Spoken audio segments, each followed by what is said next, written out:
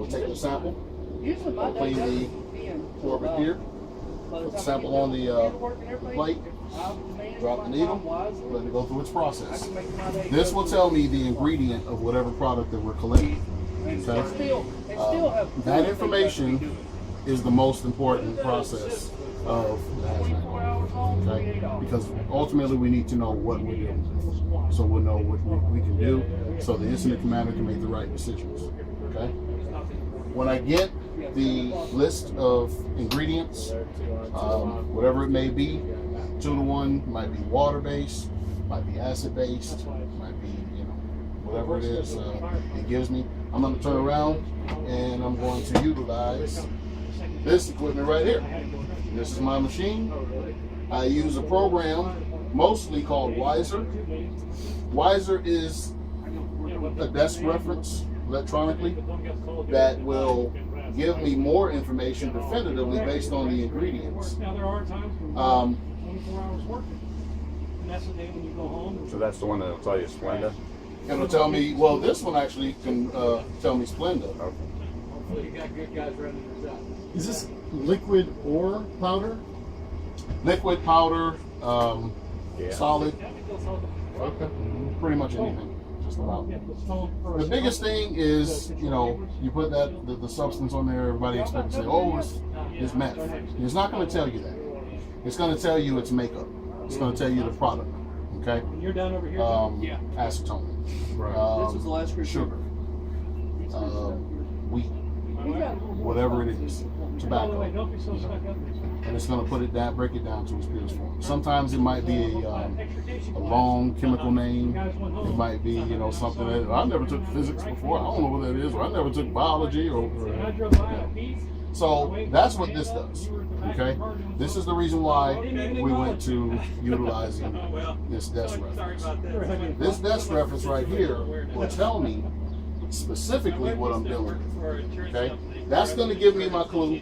This is going to tell me what I do. What I'm going to do is I'm going to put in, so if it tells me acidic acid, I'm going to come over here, put that information in. I'm going to pull it up. I'm going to drop that screen from the key information to the identification of the product.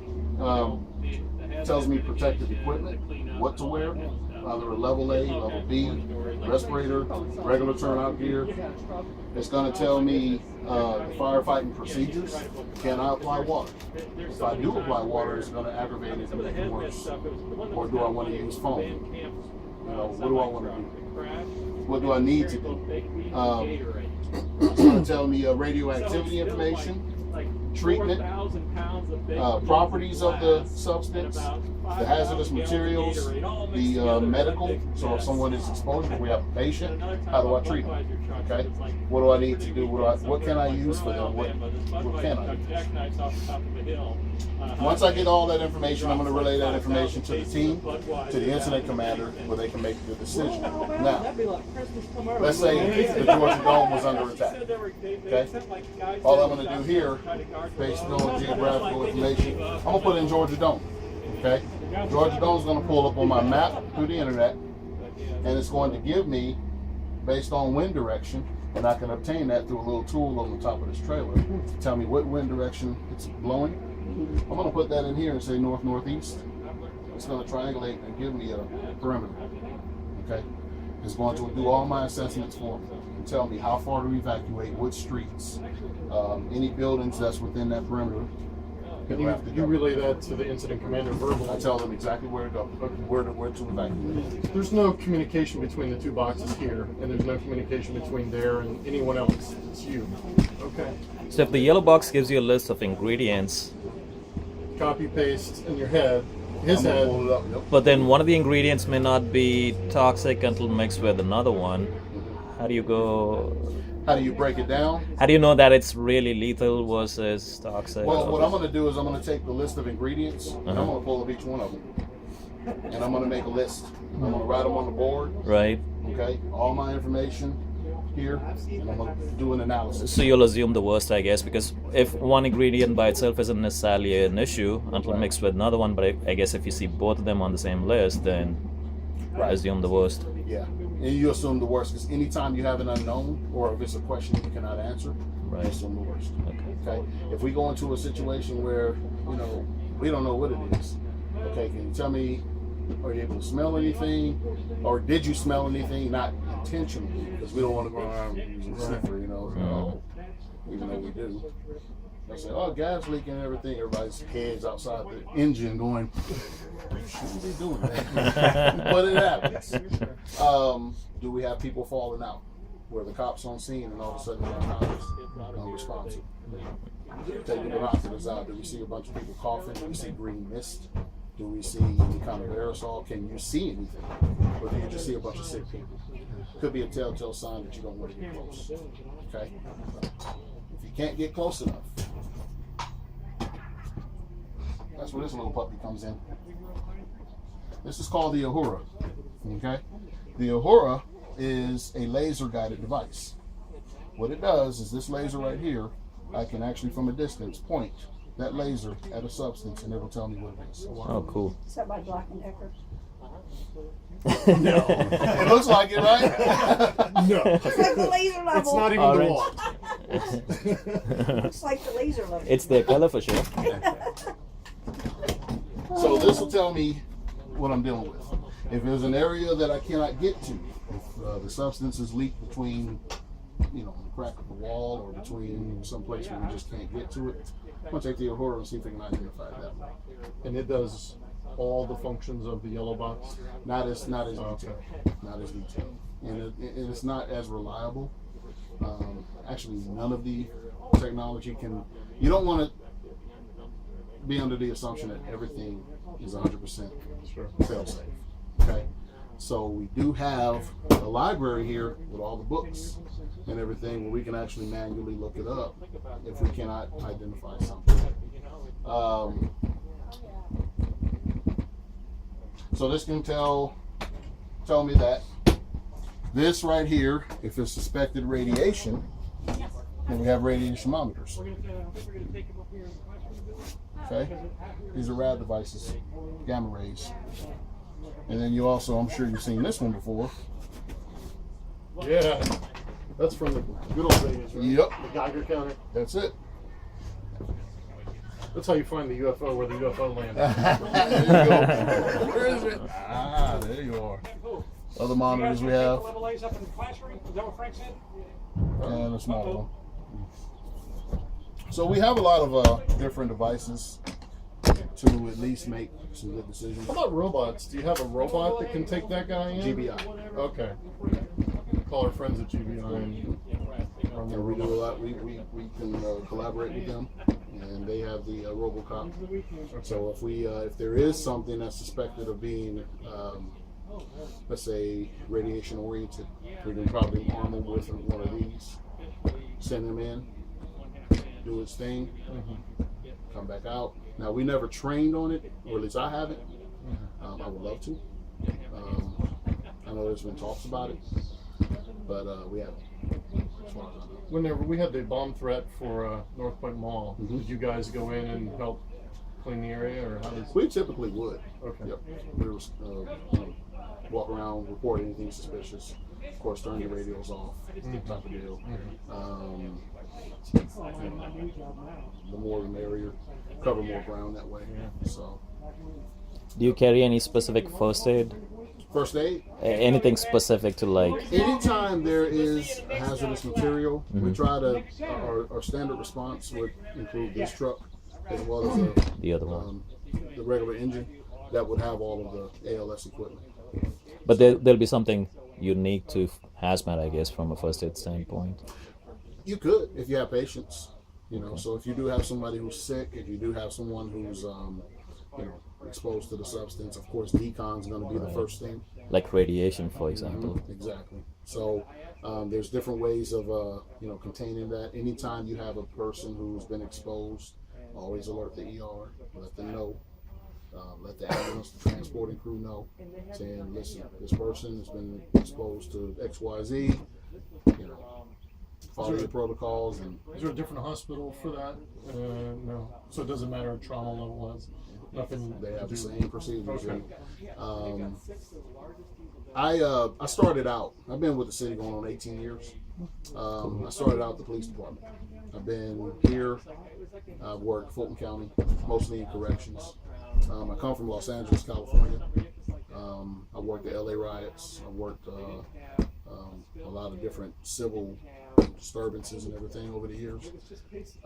When it comes to hospitals, I also worked on a major trauma team at Norfolk up here. When it comes to that, anytime you have exposures to anything, they always have procedures to deal with that. But the biggest thing is going to be letting them know you're coming in with this. So they respond with special drapes whenever the ambulance arrives? Is there a special They have, handling? in the ER, they have isolation equipment. Okay. So a person, depends on what exposure it is, they will isolate that patient to that room, and or they can evacuate a particular area. So, but they do have the right equipment, especially at like in Norfolk and the regional hospitals, where they can deal with hazmat situations. So different lead vests, those type of things for keep the doctors and the nurses from being exposed. Yeah, I guess the lead vest works both ways, but you don't think about it. If the person is radiating and not the equipment, then the lead vest is the same. Just like the radiologist, Right. they have to wear those things. Man, it's incredible. I mean, I sat there, I picked up a patient one time, and we were at they were getting an MRI done. And of course, I had to take every single thing off I had before I picked them up and transport them. Well, the radiologist had their little necklace, little name tag thing, and the thing was just waving, It's like, goodness, that magnet was strong. It was strong. So with the helmet and everything, how often do guys bump into that? Oh, we try not to. Bet you say a few words when you do. Oh yeah, we say, how you doing? Nice to meet you again. So you guys get to a really big spill, and you're able to contain the first part of it, but then you don't have enough blankets or supplies. Is Fulton County the next level, or does it go to state level? We have a supply at the station, Okay. so we can bring Send more somebody stuff. for more. Yeah. Okay. Or if it's a large enough hazmat situation, then I guarantee you there'll be multiple hazmat FEMA will units responding. deploy. There would be FBI. You'd have the world responding. So we really never worry about having enough, because we would probably be a supporting unit more so. I mean, the federal government will take everything over, Right. and we would, we would say, what do you need? Here's our task. We're in charge of that. So something happens, you put it on the yellow box, you identify it, you look it up. Yep. Then is that going to have you escalate to GEMA or GEMA or whatever? It could. I'll give you an example. About, let's see, I want to say November, December, we got a call, Johns Creek, and this property just recently sold. Well, the construction crew comes over and they start doing the land disturbance, digging, and so on and so forth. They find this little pipe. I guess, I don't know if they knew about it or not, but poor little guy walking his dog, he found out about it. And something just didn't smell right.